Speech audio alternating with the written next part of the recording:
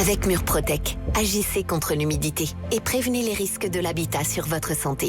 Murprotec vous présente Sud Radio.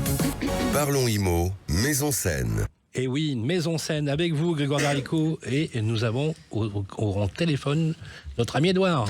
Et oui, bienvenue dans Maison Saine, votre rendez-vous sur Sud Radio. Alors cette semaine, impossible d'y échapper, La France traverse un épisode de forte chaleur. Alors évidemment, quand il fait très chaud dehors, on ferme les volets, on garde les fenêtres closes toute la journée.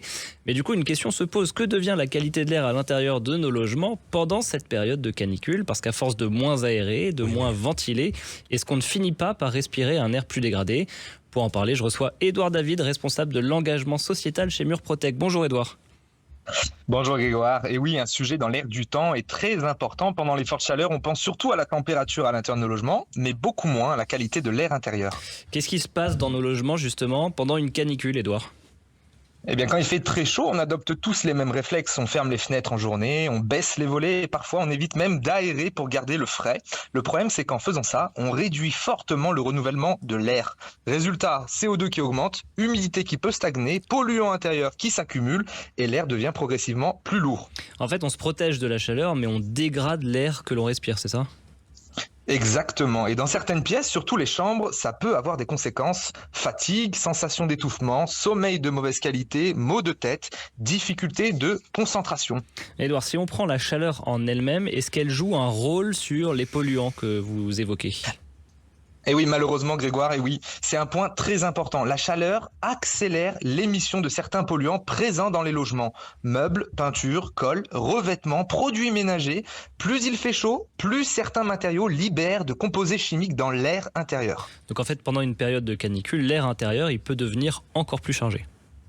Exactement, surtout dans les logements très exposés au soleil, mal ventilés ou très étanches. Et si en plus il y a déjà un problème d'humidité, on crée une atmosphère encore plus inconfortable.